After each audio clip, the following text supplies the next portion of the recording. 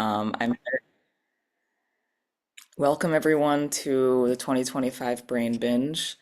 I'm very happy to present this talk slash workshop, which is called Horrors of Your Own Making, Queering the Creator Audience Boundaries in Horror. And the two facilitators are Mars Nicoli and Irene Pagano. Mars Nicoli is a PhD candidate at Sheffield Hallam University with the research from transsexual Transylvania, transgender perspectives on horror film, and has co-run the horror conference Fear 2000. He studied film at the University of Roehampton with a master's thesis on a transmasculine reading on MPreg fan fiction. He balances academic research with artistic output in many forms.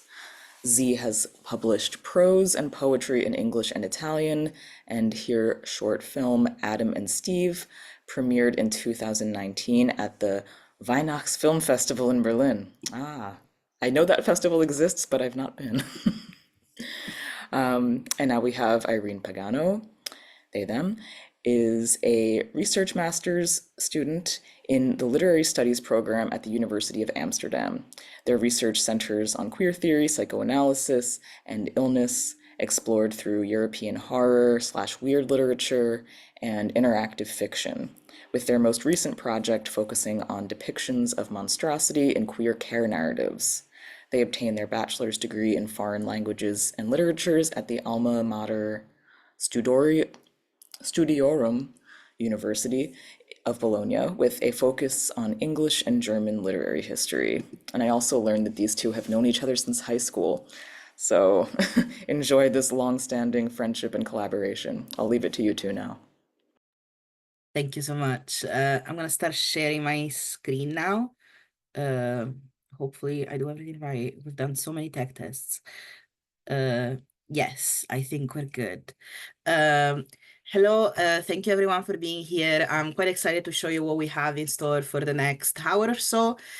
This is both a talk and a workshop and will be structured as followed. So first I will introduce some forms of internet-based storytelling and the ways queer artists have used these new forms of storytelling to create what Darren Smith coins as new queer horror. Then Irene will go into a more specific form of electronic literature, interactive fiction, and they will show us the ways these form blurs, or rather queers, the lines between artist and audience. Once you all have this broader understanding on digital narratives, we will go into a workshop where we will give an overview of how you can make your own interactive narrative. And there will be time for a bit of a Q&A at the end. I'm now going to introduce my research on trans-authored horror. And at the core of my approach to queer media studies is the concept of new queer horror. In the introduction to his edited volume, New Queer Horror, Film and Television, Darren Elliott Smith defines and articulates his definition of new queer horror as horror that is crafted by directors and producers who identify as lesbian, gay, bi, queer, transgender, non-binary, asexual, intersex, or work that features homoerotic, explicitly homosexual narratives with LGBTQ plus characters who are out. New queer horror has turned the focus of fear upon itself, on its own communities and subcultures. It works to reconfigure and manifest the struggle for recognition of all that queer culture represses or oppresses. So in new queer horror, queer artists turn the lens around to look at ourselves, our unique struggles, both the horrors that we face, but also the ones we inflict on each other. I approach my own research into transgender horror authorship with this framework in mind, prioritizing the voices and complex lived experiences of trans people. And I believe that the internet specifically has been an especially rich space for the production of new queer horror. In her chapter, Queer Digital Cultures, O'Riordan emphasizes the role of online queer storytelling as a practice of rejection of the media establishment. Monopoly media ownership has generated creative responses, resistance, and subversive media engagements. I argue that webcomics and narrative podcasts are a part of this generative rejection of monopoly media ownership, relying on online spaces to share queer art outside of the monopolized mainstream. Digital narrative forms really allow for artists from marginalized, oppressed social groups to express themselves more directly and authentically. In this sense, online storytelling practices queer the boundary between artist and audience because there is much less cultural and social separation between them.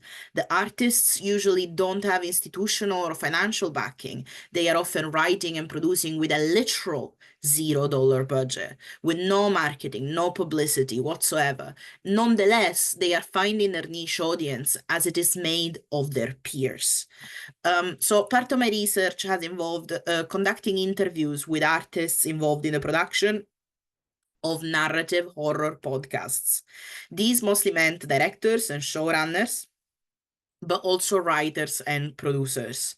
And something that I found especially noticeable in my interviews is that podcasting does not seem to be the artist's ideal or preferred media format at first. Interviewees all had other art forms as their original practice and as their source of inspiration, some being, for example, aspiring filmmakers, writers, actors, poets, or wanting to work in sound but in a more broad way than just podcast. They all report choosing narrative podcasting because of the low entry barrier. For example, it takes less money to produce and less equipment. Despite this not being their preferred medium of choice, however, all participants pointed to unique features of podcasting that they came to really love. Some more artistic, like the formal limitation of sound-only narrative, but also some more community-based ones, which is what I'm mostly focused on here. All participants specifically discussed in depth their relationship to online community. Multiple participants reported that they started out as fans of specific podcasts, with the Magnus Archives and Welcome to Night Vale being the most mentioned, and already belonging to fan communities, often through Tumblr. These pre-existing community helped their production and popularity, as they found both a loyal fan base, but also artistic collaborators through it. One participant, Era, explained that he found podcasting a fantastic opportunity to get people from all over the world involved in making something, and said that this feels connected in a way that I haven't felt for a long time. So there is an element of thriving, joyful community gathering. However, relying on community is not exclusively a joyful choice, but also one coming from necessity. For instance, one participant explained that he relies on close-knit queer online spaces to keep themselves and their production safe. I don't try, he goes on to say, to push my podcast in non-queer circles. I don't ever want to become big and famous. I used to. I don't anymore. That sounds exhausting and miserable. I hope I can just kind of stay at my cozy little queer and trans circles and not have to deal with the shit that I have heard so many other people dealing with. So staying in these small queer online spaces is a choice, a practical choice, but one of safety. And even these spaces are not always safe, with participants pointing to overall issues, for example, with the lack of trans feminine artists in the scene, and overall a general lack of intersectional diversity, and specifically mentioning the lack of both racial and trans feminine representation, especially at higher levels of the production. So like showrunners, the people making major creative decisions. I believe it is important then to hold both of these experiences together. The productive, participatory joy found in community and the struggle of internal power imbalances. The practical necessity to huddle around in queer circles for safety because of the horror that we face outside of these spaces. And at the same time, the ways we can further oppression and perpetuate our own forms of queer real horror. And on the note of the horrific potential of inter-community queer spaces, I want to now give an overview of a webcomic, which I believe does some very interesting work in exposing that internal horror.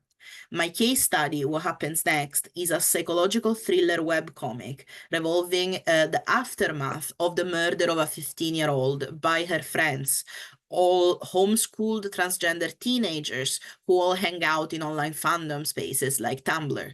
The comic is set 8 years after the murder and deals with the psychological consequences.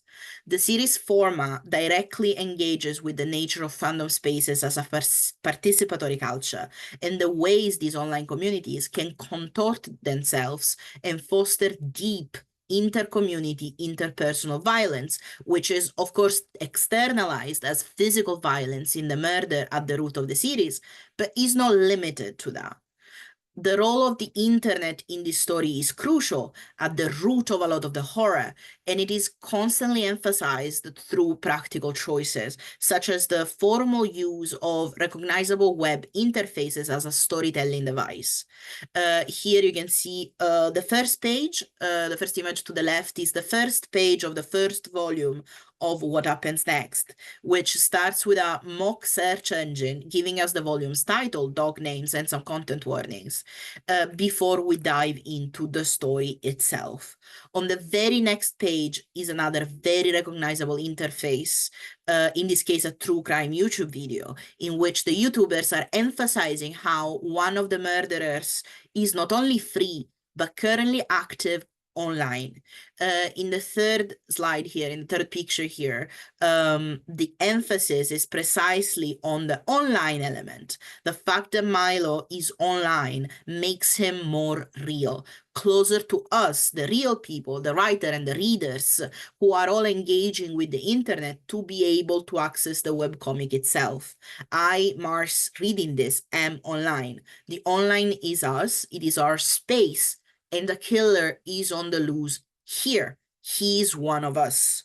On the screen here, you can also see some other examples I've provided of this narrative device through the story.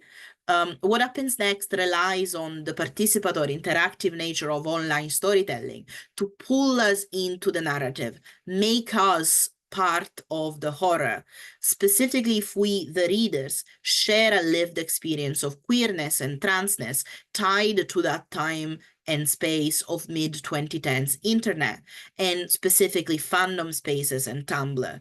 It's speaking to us, it's speaking to me. While, of course, most of us won't have been involved in a murder case, hopefully, many of the uncomfortable, chronically online social interactions of these characters are instantly recognizable, remind the target audience that we are all, to some degree, complicit to the ways queer folks can become hostile to each other and further dynamics of oppression, making the queer space itself unsafe. New queer horror, then, by reflecting and showing us such specific forms of interpersonal violence, can act as a tool of liberation, prompting each of us to look at our own internal biases and unconscious behaviors and how they may be complicit with the furthering of social violence within queer spaces. So yeah, here you can see the works I've cited, including the webcomic itself. And allow me now to move the conversation on to Irene, who will reflect more specifically on the participatory nature and queer potential of interactive fiction. Thank you, Mars, and hello, y'all. So my paper will be focusing on a specific kind of digital interactive media, that is horror RPG maker games. First, I will propose a brief overview of the genre to later move on to a relevant case study. So, in his book Handmade Pixels, Independent Video Games and the Quest for Authenticity, Jesper Juhl navigates the complex and diverse landscape of the independent video game scene in an attempt to map its development. Juhl mentions the tendency of independent games to be personal and political and identifies Twine, an open source software to create hypertext fiction, as the gateway for often marginalized first-time developers to publish their own work and participate in a community of fellow creators. It is quite surprising then how Juhl fails to mention the RPG Maker engine, as its approachability and relevance in the indie gaming and game developing community is quite similar to Twine's. Since its rise in popularity in the 2010s, RPG Maker has been at the core of a vast network of unofficial translations, fan remakes and sequels, pop critical analysis, fan wikis, walkthroughs, all kinds of stuff. As a consequence of said creative dissemination, games developed through RPG Maker have grown to display especially distinctive features. First of all, like the minimalistic visuals, usually 8-bit, gameplay mechanics mostly comprised of puzzle-solving sequences, multi-choice dialogues, and turn-based fights, and a high potential for replayability deriving from branching path narratives leading to multiple endings. The puzzle-solving and long explorative sequences lend themselves especially well to anxiety-inducing atmospheres and slowly unraveling mystery plots. Said pairing contributed to the progressive conflation between RPG Maker games and the atmospheric/surreal horror subgenre. So the game I will be talking about today is Queen's K An Outcry from 2022. And it considers a seemingly ordinary product within the RPG Maker landscape, both on the level of game mechanics and its horror and surreal elements. It is Queen's Cave's first RPG Maker project, which they developed between 2019 and 2021 as a reaction to the outcome of the 2017 Austrian legislative elections. Already here, we can see how the engine's accessibility allows for a shift in how one would traditionally think about game developing, as directly creating content to process and respond to emotional strain is more often associated with other forms of art making. The plot of the game follows the adventures of the unnamed, a non-binary person struggling with unemployment, gender dysphoria, and trauma, as the apartment building in which they live becomes infested with swarms of menacing talking birds who name themselves the Shrikes. The Shrikes will attack and kill the main character if they get in their way, but might also persuade them into accepting their burly sovereignty as a new status quo if they do not fight back. So the horror in An Outcry derives from the resonance between its surreal/grotesque aesthetics, monstrous birds, talking corpses, spooky and twisted architecture, and the painful familiarity of what they symbolize. From the very inception of the genre, RPG Maker horror games have engaged with the metaphorical and the metatextual, favoring introspective narratives heavily reliant on symbolism, Humaniki and Zeb being a few prominent examples. Additionally, the popularity of RPG Maker classics such as Off and Undertale contributed to the proliferation of self-reflective games. The game's meta-commentary often involves breaking the fourth wall and addressing the player directly to shame them for their complicity in in-game events. The indie RPG is then, by definition, a genre that relies on participation. The player is encouraged to develop their own interpretation of the story, connect with what's beyond the allegorical surface, and reflect on the implications of their actions. An Outcry locates itself firmly within this tradition, and yet the peculiar circumstances that led to its development and informed the game's use of metaphor, metatextuality, and procedural rhetoric deserve particular attention. So the event in An Outcry takes place specifically on October the 14th, 2017, the night of the exit polls, in an apartment complex in Vienna's city belt.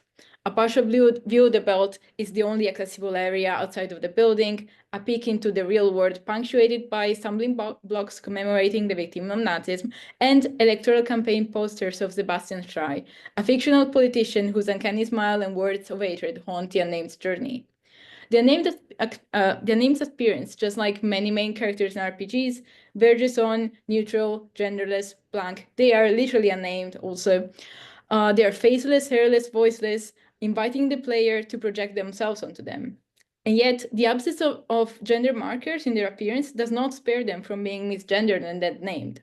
Their androgyny isn't perceived as making them generic, quite the opposite. It never goes unacknowledged. These elements of piercing realism exist contiguously with the metaphorical setup of the story. This juxtaposition seems almost redundant. An effect that, judging from what Queen K states in their Patreon editorial, A Year of Burness, or How to Feel Better About Failing as an Exorcist, is definitely deliberate. Quote, "The Shrikes are hardly a subtle metaphor, and were never supposed to be subtle in the slightest. Metaphor is ambiguous, a hand untipped. I wanted to play this deck straight because I knew that a lot of people were affected by this poison the outright dishes out. This editorial, the first of three, additionally detracts from the metaphor subtlety, with the other two providing context and advice for first-time developers. Therefore, the existence of an interconnected community of RPG fans and creators strengthens the potential resonance of Queen's K message even more, presenting the player with both allegorical horrors as means of political critique and with a toolbox to develop their own.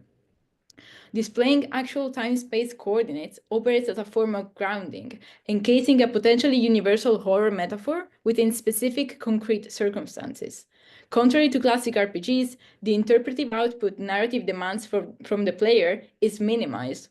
All that is left for them to do is fight. The modalities of said fight are also inevitably enmeshed with the game's political scope and its metaphorization.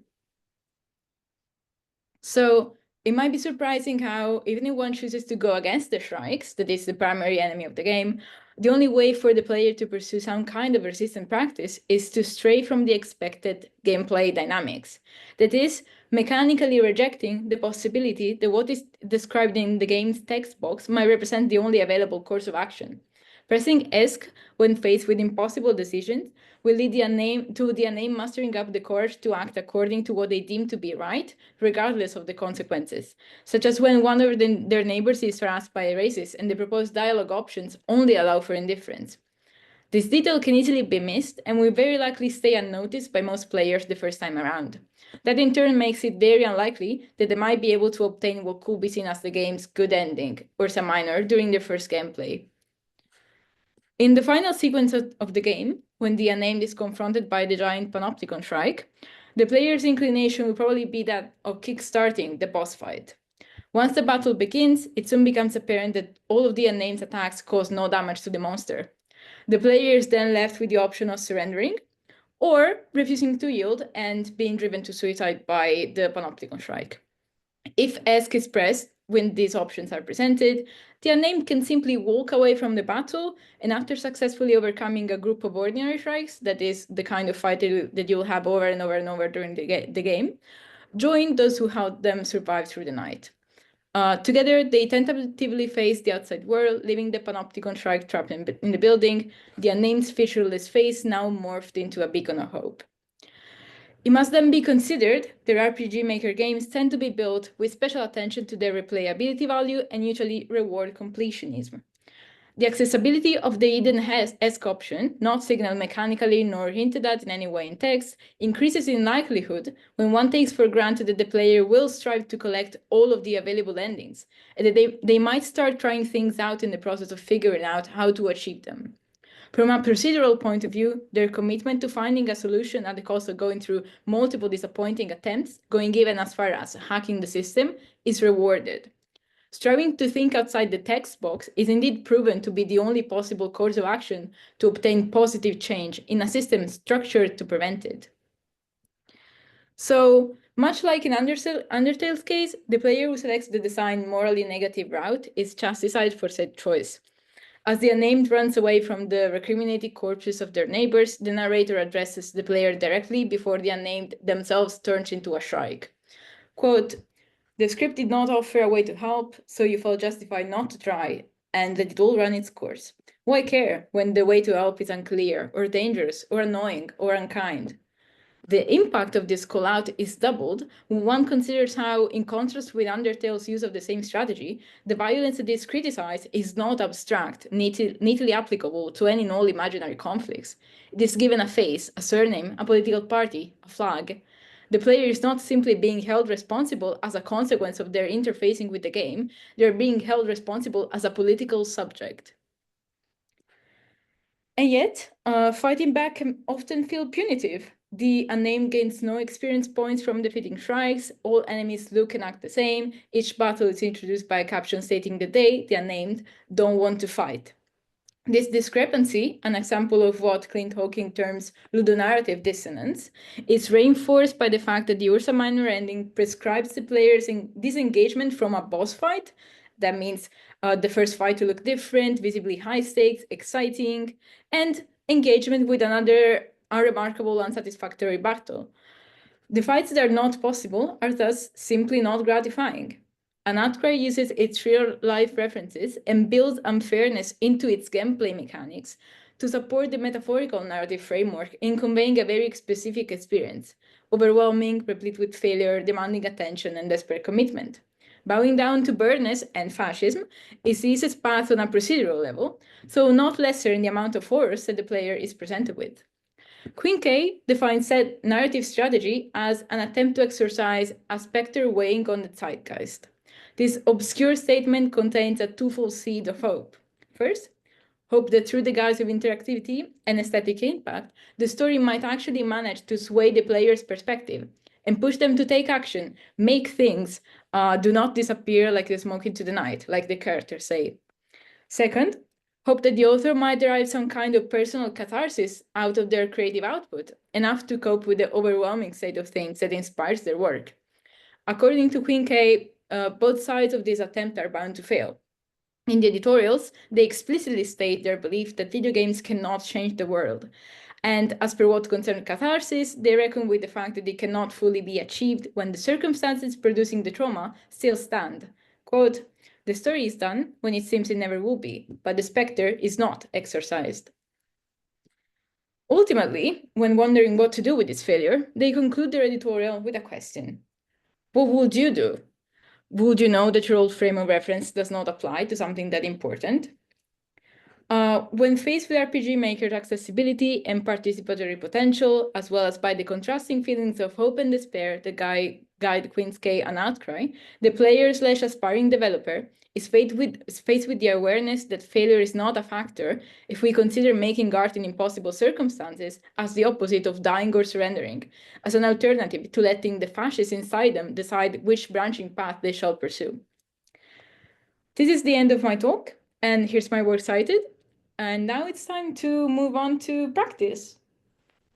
Yes, so thank you so much for that, Irene. So now that we have been thinking a bit more about, shall we say, actions and their consequences, the weight of choice. This is kind of what wanted to start the workshop with, the importance of choice. So today, as part of the workshop, the goal is to get out of this call with the bones of an interactive story that you will have written yourself using the software Twine. You don't need to download anything to do so, just need to open a different tab. So many queer game creators gather around Twine specifically as a game tool, as Irene touched upon, which is it is a free software that requires little to no knowledge of HTML coding. Don't worry, you won't need to use any HTML coding, and allows users to easily write interactive text-based stories and share them online. So hypertext stories or interactive fiction are a form of electronic literature that requires clicking on certain words to progress in the narrative. Some of them can have a more traditional narrative structure, like an interactive novel, where your main contribution is to read through text by clicking on words to access new passages. Another kind of hypertext fiction can be more similar to a choose-your-own-adventure type of story, where the reader's choices can lead to different endings. Okay, so we have here an example to explore what a hypertext game actually looks like. And also I did send the link to Twinery in the chat if you already want to open it. You won't need it like immediately, but it's there. So let's look at our example. It's Howling Dogs by Porpentine. As mentioned before, Twine's accessibility, as documented by Jesper Juhl, made it the center of a community of often marginalized creators and a way to express and process experiences hitherto unspoken. Porpentine's Howling Dogs is a really good example of that. It is a surreal hypertext game focusing on themes of alienation, escapism, and loneliness through cryptic imagery and embodied narration, and one of the most prominent examples of the engine being used to tell stories of queer struggle. The story develops as a series of slightly varying cycles, alternating repetitive passages that reutilize much of the same text over and over and over, with abstract dream sequences that hide small text puzzles and clues. I will drop the link to Howling Dogs in the chat as well. And March is... Sorry to interrupt real quick. I just wanted to ask Irene if you can speak a little bit more slowly. Okay, sorry, yes. No problem. Sure. It's a little too quick for me to pick up everything. Thank you. Okay, no worries, no worries. Okay, so as you can see here, we have our first passage of text. There's not really much interaction to do. We can only click on like one word to access more text. And here's the name. We click on the title and thus kickstart the actual game. So the setup that you see here, we have described like the interior of a house, and all of the clickable words that are the blue ones, the links, are either rooms within the house or items that you can interact with. So what the text is doing right now is kind of establishing this environment that can be explored by the reader. And what the reader will do is you kind of go through the routine of the POV character, you move through their house, you do the task that they will do like on a daily basis and stuff. And this is the kind of cyclical element that I mentioned before. And once those tasks are completed, you're allowed to move on to the crunchier part, the like dream sequences that I mentioned before, and those that also involve a little bit more of interactivity in terms of text puzzle and so on. Hopefully this gave you an idea of what hypertext looks like if you've never interacted with one. And we can move on to the technicalities, I guess. Yes, so obviously before we send you off to actually write your stories, I'm going to give a little bit of a technical overview of how Twine works. This is very straightforward. Like Irene said, there is a link in the chat if you want to kind of try your hand at it already. So bear with me for a second as we go to the software itself. So just go follow the link and it will take you to this initial interface. Again, you don't need to download or install anything, just click on use in your browser and that will take you to an initial kind of folder. This is our story that we worked on, and I'm gonna make a new one so I can take you through the process of actually making it. I call it tutorial because I'm not super creative. No, that's not true. I'm being mean to myself. So yeah, so this is the actual interface that you engage with when you're writing the story. As you can see here, we have a beginning passage. We know it's the starting one. Twine signals it to us with this little rocket ship icon. A passage is essentially a chunk of text. It's the chunk of text that your reader will interact with. When we double click on this, we can edit it. As you can see, it's made of a title and a body of text. The title, your reader will not be able to see the title. It's just for your own reference and to be able to link between passages. So we're gonna go ahead and rename this title as beginning. And this will help us later. The text itself, usually the way this would start is by putting a character, a POV character, a perspective character in a situation. So I would just say that you are in a situation and you are faced with a choice or another. So here, what we want is for the words choice and another to be our clickable interactions. So we know like what our character will do. The way we make them into new passages is by putting them between square brackets. So here, a double square bracket here and then here. And as you can see, the software made a new passage that then you can move around for your own reference. And we're gonna do the same with the word another. There we go. So now here we have our branching paths, our choices, and I'm gonna go edit these passages to show you a couple of other features. Specifically, something that we can do with this is not every passage needs to link to a new one. We can also refer to the same passage, for example. So I'm gonna be a little cheeky here and just say that this choice takes us to the end. And I want my final passage to be the end. As you can see, it creates a new one here, the end. When I go to our other choice, so from the beginning, we make another choice.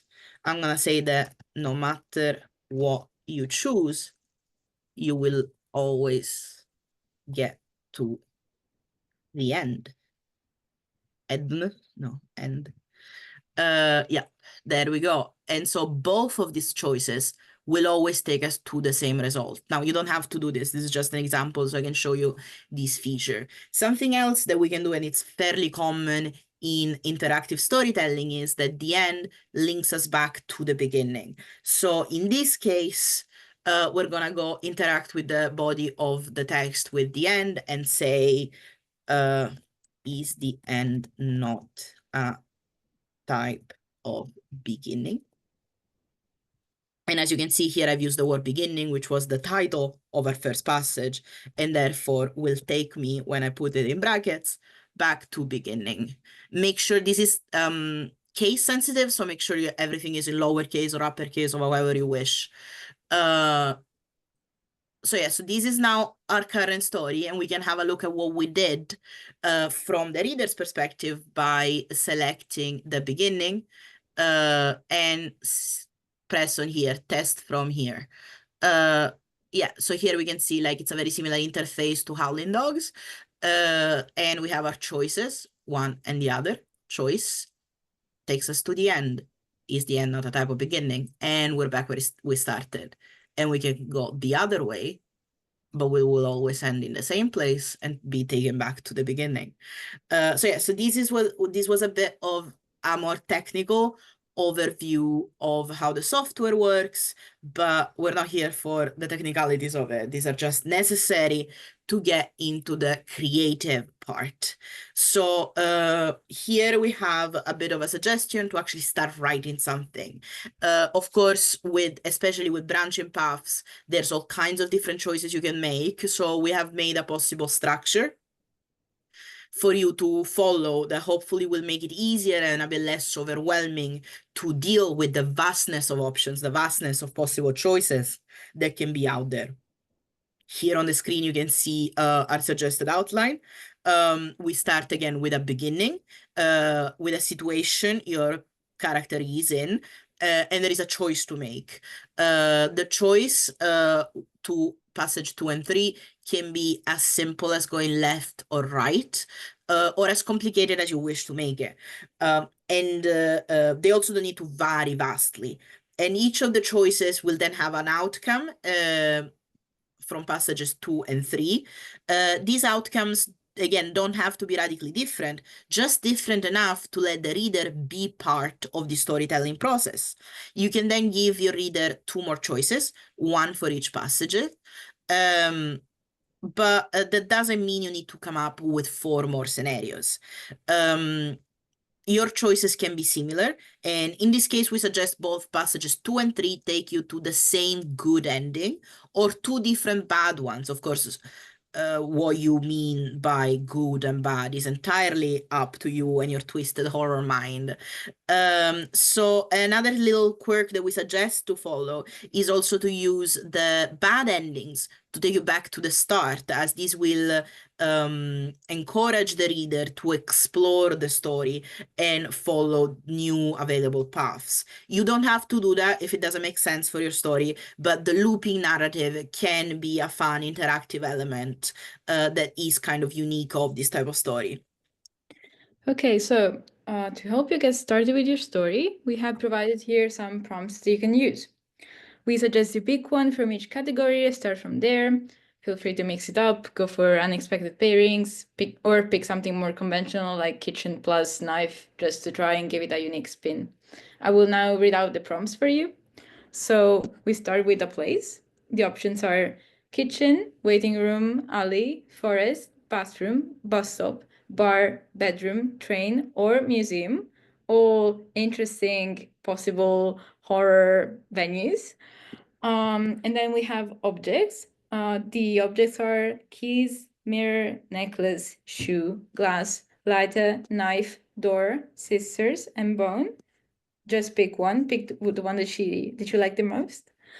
And then we have adjectives. We have grimy, fragile, doubtful, unknown, smiling, viscous, slow, bloody, calm, and fluorescent. So as you go into writing your first sentence, we ask you to look back at the words you've picked and ask yourself the question, what is scaring my character and why? the answer might be right before your eyes or something more far-fetched. Well, you can keep the what as vague as you like. It can be a monster, a shadow, an unexplainable sense of doom. You should probably focus on the why. Because even if you want to keep your POV character as blank as possible to invite the reader to identify with them, providing little details on how their background, phobias, state of mind influence their experience of fear is really vital. I'm specifying this because while the focus of the reader is on choosing among options while playing, it's your job to make sure that each of those options has perceptible consequences beyond the action it represents. I mean by this is that, for example, choosing to fight a monster instead of running away has strong implications for a character's personality. On top of that, embodied descriptions of the reactions can help ground your writing and make it more specific, so that mood stays cohesive and engaging throughout. Don't be afraid of going a little purple with your prose.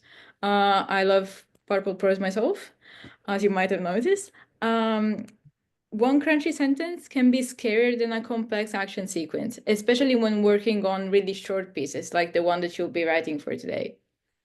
So to help you think about your own story, we have here an example of our own.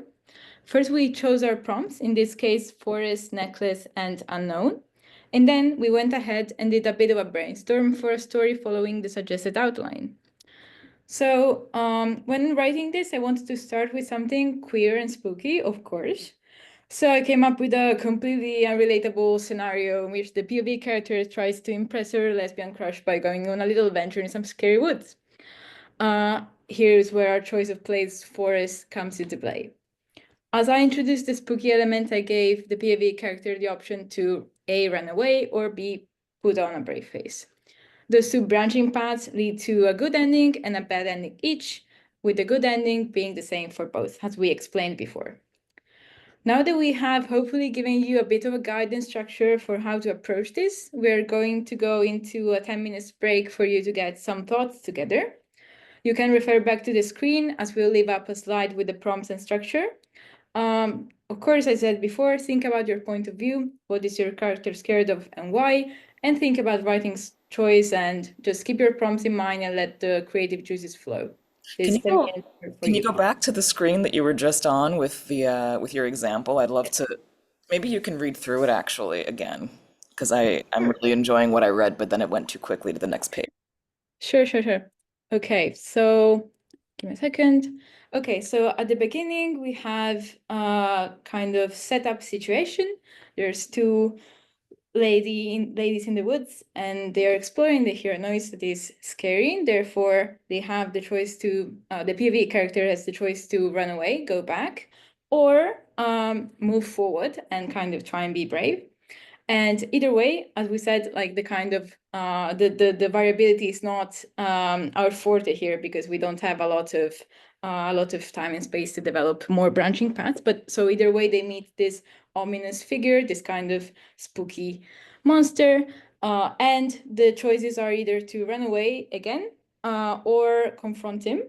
And depending of what you chose at the beginning, each of those choices will lead to bad ending or a good ending. And the bad endings loop back to the beginning. We'll go into the more detail later on. We'll go back to this. Yeah, so should we go into the break now and kind of start getting some ideas to paper? Yeah, I think so. I'm gonna take time now. Sarah, can you help us with timekeeping? Sure. So it's 4:45 here, or 44 German time. You want to do 10 minutes, so Yeah, five before the hour? that sounds good. Yeah. Okay, I'll give a shout when that comes.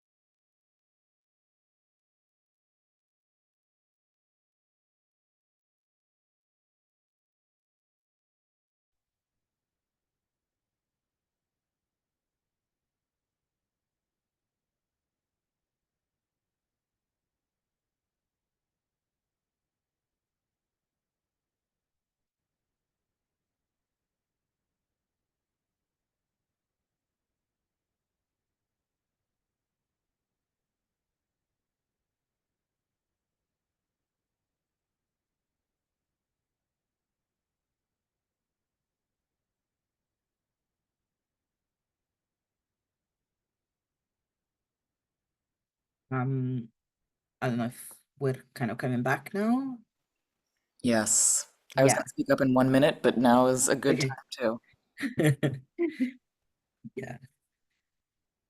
So I'm very interested in knowing how people found that, like kind of thinking about a story in terms of choices and options.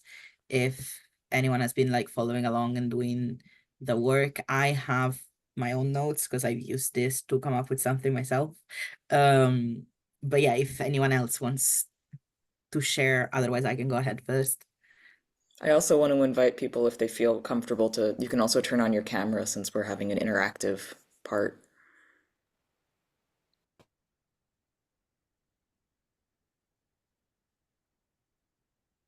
Can I give people a little time? Yeah.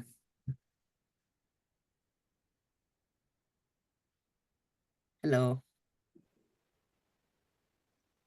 And if you feel inclined to share, then you can just turn on your mic and go for it. Or no, a brainstorm can be a very raw time for sharing a story. Uh, so don't feel pressure to, or like if you want to put something in the chat, even just whether you chose a prompt, you used if you found that useful, I can go ahead and say that I was thinking a lot. I think so I went ahead and went bathroom and smiling. And then for the object, I've been kind of flip-flopping between lighter and door, but I'm not sure. I think it's mostly gonna be a detail in the actual prose. Because and Sarah might know this, but I had my own little horror encounter last year when I came to Final Girls, where like I couldn't attend the actual talk that I was meant to give because I passed out. And it turns out I had severe mold poisoning from the horrible student housing I was living in, and that was real life horror. So I've been thinking a lot about mold in bathrooms. So what I was thinking about was essentially having an encounter with sentient mold in the bathroom, and having to kind of decide how you approach it. Um, and eventually this would lead in my good ending is the brutal murder of a landlord. So that's where my head is at right now. Do you want to share something that you wrote? I just have like brainstorm on paper here right now. Oh, you can't see it. Yeah, there it is. So it's like a lot of arrows and stuff like that. You cannot see that. That's a trans flag. Yeah. See, like a lot of arrows and stuff like that. Uh so I wrote about like starting kind of with a lot of little sensorial details, like a dripping faucet, waking up with a headache, and kind of seeing this mold that you know has always been there because you live in a shitty apartment, but it's different. It's like smiling. And then the choice here is whether to ignore it or say hi to it. And the outcome is going to be similar either way. It's going to talk to you, but if you ignore it, it's going to be a bit more rude and like upset. Whereas if you say hi, it's going to be more friendly and it's going to be kind of like uh, the choice then to actually go ahead and bond together to kill the landlord, which is the good ending, um, is kind of gonna be maybe more narratively easy to follow, like if you're friendly. Whereas if you either try to get rid of it or get grossed out, the mold will uh somehow kill you. I think a note that I made here is whether it could encompass and kind of digest you and you become mold as well, become part of the house and the infestation. Uh So yeah, that's what I did with my time. I love it, and I totally want to read it slash see it as a short film one day. Incredible. I mean, I might use the next 20 minutes to actually write it, right? Because we're gonna go into actually getting to write that.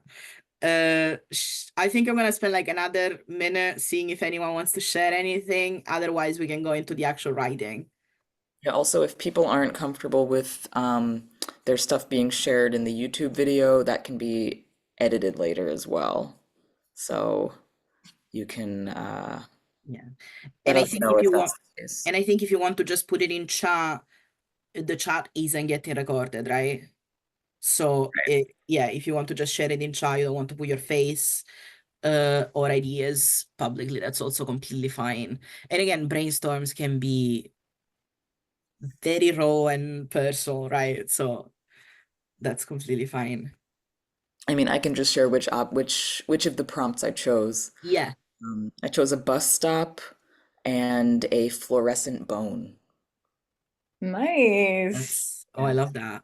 And the fluorescent bone transports you to the groove yard where That's excellent. Yes. humans they lose their original form and they can join these architectural formations of bones that are somehow queer and anti-capitalist and anti-body norms. I love that. It's Wish incredible. that could be me. Now we all want to just hang out at the graveyard. Yeah, you just have to find a glowing fluorescent bone at a bus stop, and touching that will transport you there. I'll get right on it.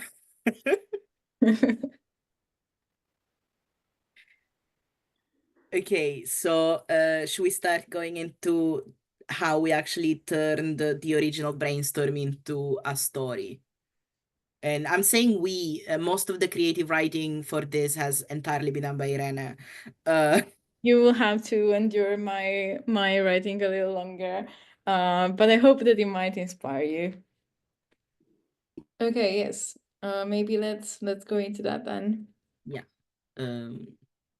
So yeah, so just as a reminder, this is our brainstorm.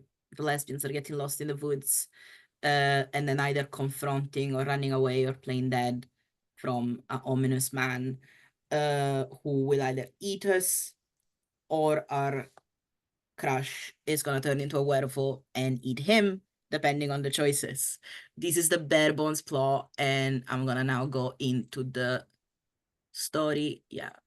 Also, I'm just a second, I'm gonna drop the file for the story so that you can also access it the way a reader will see it in your own time. I suppose like right now you'd rather not do that if you're focused on your own writing.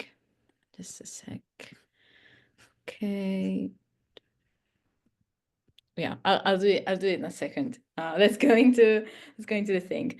Okay, so this is how our story looks like once we transpose it into Twine as writers or as developers. Let's go into the first passage. So as you can see, I set up the POV character and their crush Alice. I tip that I have for you in terms of writing, considering that you won't really have that much time or space to go into deep characterization or character description, is focus on a couple of details, but make them meaningful. This is a little bit obvious, but like make them stand out, let them haunt your writing a little bit. As you see here, I introduce Alice by focusing on her smile, her purple glitter, and her necklace, which is the object from our prompt list. All of these elements come back in later passages. I also mentioned the POV character having a knot in their stomach to provide some element of embodied narration to build on to later on. At the end of the passage, right before our two choices, run away or keep going, I started hinting at what the core of the story is, that is this ominous, spooky man. So moving on to the next two passages.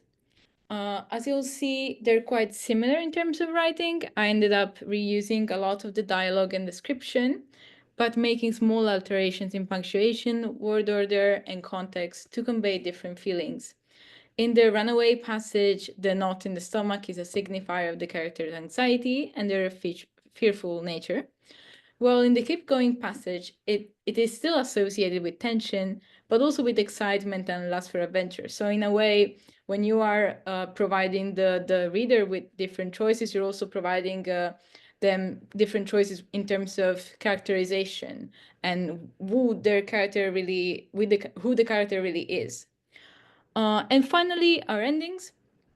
Again, I reutilized much of the same writing and brought back Alice's smile, purple glitter, and necklace to kind of tie everything together as a motif.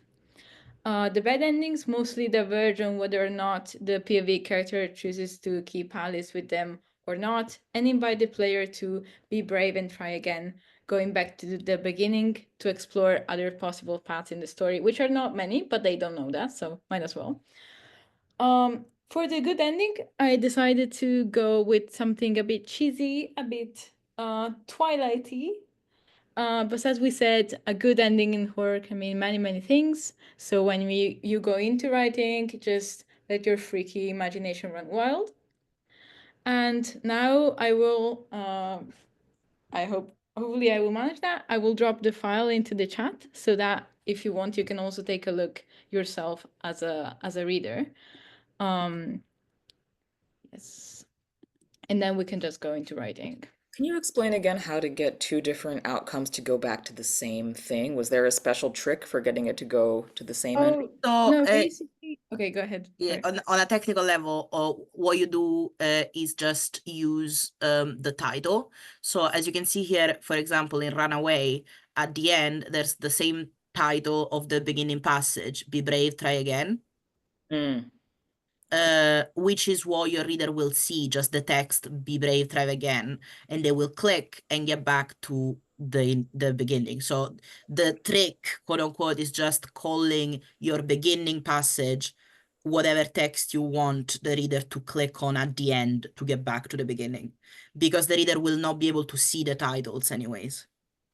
Oh, Mark, maybe I think it will be a good idea to open this file into Yeah, the test from here. Yes, so that they can also see what it yeah. looks So like instead of actually seeing the title of this passage, you will only see the text. So this is the beginning text. And then let's say we keep going. Uh, Again, we can't see a title. And by the end, like this is our last passage. It's Shut Her Up. Takes us back to Be Brave, Try Again through this that we can click because it's titled the same. Is that clear? yes, thanks. Perfect. So yeah, if anyone else has like any technical question before we actually get into writing the story, that would be great. So, you know, we don't get stumped in the technicalities of it. like. Yeah, feel free to ask questions in the chat. I mean, I'm not a tech savvy person, so my questions might seem basic. I don't know. I mean, But I think we've done our best to keep what needs doing as basic as possible, because like personally I'm not very tech savvy either, as my students can testify. I have become what I hated, which is the professor that full screens a video and then does not know how to hide the cursor. That continues to be a problem in my lectures. everyone's standards are getting so high. I mean, we'll show films and then be clicking on the subtitle drop down button in the middle of our DIY screening sometimes. I mean, Yeah, not in the cinema, 100 but for some special. 100%. Yeah. So, no, I'd have no idea how to make a cursor disappear. Um, tangent. Okay, so thanks. So I guess we can go into this longer writing portion now. Yeah. Okay, so where are we? Yeah. So you've had a look at how a story can look like once it's transposed into Twine. Now we're gonna go into another a bit longer break. So take the next 20 minutes to transpose your draft into Twine and make it into a story. And then when we're back, there's gonna be a bit of time to either share your work if you want, or the experience, not necessarily the work itself, but like how the experience and thinking about choice has worked for you, or we can also that can also be just a Q&A also for our talks. Yeah, that's gonna be the space for both of those things. So let's come back at 5:25 just to have some time for that discussion. Little, Perfect. it's okay. See you then.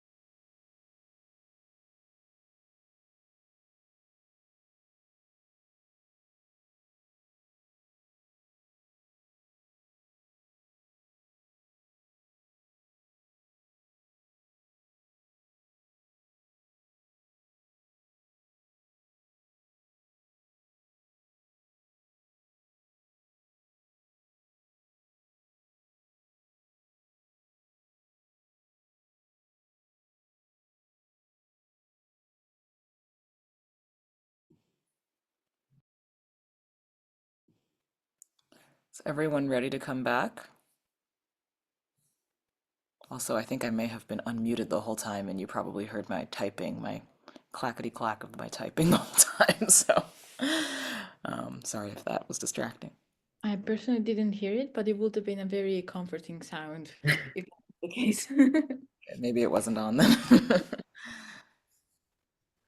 Yeah, I mean, I've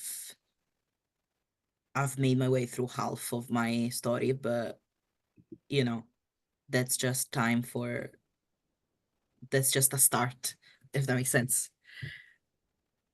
I think How did that, like everyone find that? the purpose was kind of for you to get out of this with the bones of things, maybe fluorescent bones. Fluorescent bones. I definitely had lots of bones. Mine was all Nice. about bones. I love bones. Yes, I appreciated the prompt a lot. That was very helpful for getting inspiration. Nice. That's very good to know. Yeah, so I kind of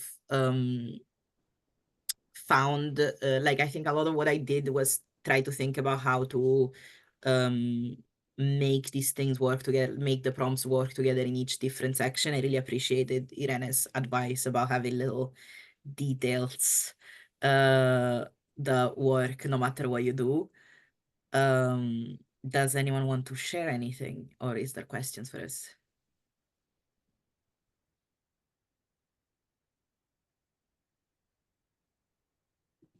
One person just said that they weren't joining in the writing, but they thanked you for the great input. So if other people also want to share comments, feedback, that's also very welcome in case you don't want to share your work. I see, Lucia, you've turned on your camera. Does that mean you maybe want to share something? I wish I had something to share. No, I just wanted to say that this was really fun, but I literally just got to the beginning part of my story and the two choices, and I still have to figure out the ending, and I have no clue how you guys do that. Like, this is just not working for me. Do you I want to think it's share gonna which of take me the, a couple of full days to come up with like three different endings. Like I had no idea it would have been this difficult. The trick is you don't have to come up with three different endings. We're cheating, is the trick. Well, at Uh, least two, kind of two. at least two, yeah. Yeah, no, I am having troubles. But I did appreciate the prompts. Without that, I think I would have had no idea where to start. So that's Nice. Which prompts did you choose? I chose the train and I didn't choose an object because I don't know if I'm gonna use an object, but then and I choose two adjectives which were the smiling and doubtful. Yeah, I don't know if I'm gonna Nice. end up using an object or maybe just as a prompt somewhere, but I mean, I would love to, if people like, obviously, like 20 minutes, 30 minutes total are not enough to actually like write a full-fledged story. I don't think that was ever the purpose of this. It's more like to get thinking no, yeah, of about, course. branching narratives and so on. So also if people would like to share later, either with Final Girls or with ourselves, I'm on almost every single social media with my full name because I'm a fool. I'm an easily Googleable fool. So yeah, I would love to see what people make of it. I like the really important part I feel is that um what we really wanted to do was to propose this tool to people that might not have heard of it in any other context. Like this is another way that you can do writing, this is another way that you can do interactive writing. It might feel daunting at the beginning, but it's much easier than most other kind of electronic literature engines because you don't need coding at all. And it can be like fun. You can make something fun and interactive in a relatively short time, maybe not 20 minutes, but for sure, if you work on it a little bit longer, I'm sure you can come up with something really great and fun. Michelle in the chat says, as a visual artist, I struggle a lot with words, but I've been really enjoying exploring these examples. This is very interesting because Irene and I are kind of the opposite of each other with that, where I am also a deeply visual person. And Irene, I don't know, do you even have pictures in your brain at all? I don't really have pictures in my brain now. That's also why I like Twine, because there's no pictures, there's just words. But I will say there can be pictures. We oh did yeah, this, that's right. which Irene told me there couldn't be, and then I figured out because Irene didn't even bother to figure it out I don't really because you like don't care about pictures. Yeah, no, if like it's slightly more complicated technically, it requires a little bit of coding, but you can also have pictures and maybe even videos in the programming text of Twine. So that can also be a way to make like kind of more interactive visual storytelling. That I think that would be like, obviously that would be something that would take way longer to go through Yeah, in terms of it's a a little bit more workshop. advanced. But Yeah. like again, like maybe a lot of you are not familiar with the genre as a whole. So if you look at Porpentine's other work, a lot of that is also relies also more heavily on visuals than Howling Dogs, which is more similar to what we were doing right now, which is more like basic, let's say. And I will say on the topic of the artist, specifically Porpentine, I would also recommend something that kind of ties into my own research about like new queer horror and kind of inter-community queer horror and oppression. This is non-fiction. Uh, there is this essay called Hot Allostatic Load, which very much, and again, is by the same author as Howling Dogs, goes through essentially the author's experiences of transmisogyny within the queer indie gaming community, and it really details some quite horrific personal experiences that I think are a very good starting point to think about how queer spaces further transmisogyny and how kind of these safe spaces and these communities can also hold a lot of very real dangers. So I would heavily recommend that as a read when you obviously take care of yourself. It is quite a heavy read in terms of like these are all real things that actually happened to Perpentine. So but I would definitely strongly recommend it. Can you link us to that? Yeah, I'll do that in a second. And I'll read a couple more comments from the chat in the meantime. Kyle says that he spent too much time on the details and lost sight of the bigger picture. I think we all Classic. do that. Yeah. Gretel says, thanks so much for showing us how to use Twine. I've wanted to use it for ages, but had some neurodiverse related block about learning a new thing. But now that it's broken, I can play, so I appreciate it. I can relate to that, Gretel. I'm working on a sick crip queer writing project where the place and setting is the bed or under the bed, and it plays a lot with horror movies, urban legends, and for example, or maybe, and so on. If your starting POV is a sick, disrupted body, can these ideas of horror be pleasurable, familiar, or a kind of potential body slash space? And I think this kind of interactive text will be really good to explore that. Sorry, I got lost in some of the punctuation there. No worries. But it's a lot of great, yeah, That's so thank you for that. that's really great to know. Like honestly, like hearing this someone like I understand that like the neurodiverse blog thing myself, but it's so good to hear that someone actually like managed to get over it because of the workshop. And also like if you Gretel, if you feel like sharing, please do reach out to me and Mars to if you want to share your work, because I do myself mostly work on disability studies, crip studies, as entangled with queerness and horror right now, and will so love to read some interactive fiction on those topics. So please do get in touch if you feel like it. Yeah, absolutely. I got so excited just reading that because like um I'm also very interested in like crip studies and especially the intersection between crip and queer studies and how the bodies are medicalized as a medically transitioning disabled trans man. It's a very specific kind of convergence of experiences I'm very interested in. I have been completely bedbound for a while at some point in my life, so that's getting me to think a lot about the bed as a space, for a while when I was this is mild oversharing, but that's fine. For a while when I was bedbound, I developed a bit of agoraphobia also related to COVID. And at some point, even just leaving the bed was giving me panic attacks, and the bed had become the safe space, and even the rest of the bedroom felt unsafe compared to that. So that's very interesting, thinking about the interactivity of the bed as a space. I love that. I absolutely love that. And I have linked Hot Allostatic Load in the chat now for people if you want to read it. Well, thank you so much. We're gonna have to say goodbye here to get ready for our next talk. But this was super engaging and informative and fun. And now I know how to use Twine, which I definitely would not have approached on my own. So thank you so much, Mars and Irena. Thanks to everyone who came. Even if you were mostly very shy, that's okay. That's completely fine. Yes, so people will also be enjoying this on YouTube later and can partake in their own time. And can we, is there any way to make sure the links are in the description when it's on YouTube? Yes, Ellie, do you know how to Could save? you maybe send us the links via email? Yeah, That'd be better, absolutely. and then I I'll hit do save it. chat. There is a dot dot dot. There's three lines you can click on with a save chat. So I've got the chat saved now as well. Okay, But yes, but yeah, I think in any it's case, best to yes, I'll send them over and then we can update the video, the info in the video that we post.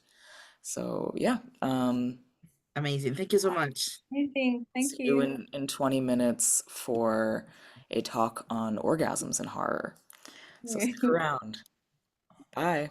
Bye.